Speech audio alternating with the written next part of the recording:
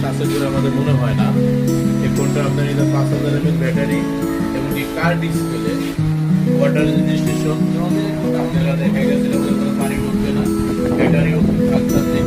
এটা দেখেন আপনাদের লোগো আসবে, যেটা 100% চার্জ হয়েছে কিনা যে কোনো লোকেশন আপনি এখান থেকে দেখতে পারবেন। আর এই ফোনটা আমাদের খুব এখন চলছে মাত্র 24,999 টাকা। আর এই ফোনটা আপনারা আমাদের এখানে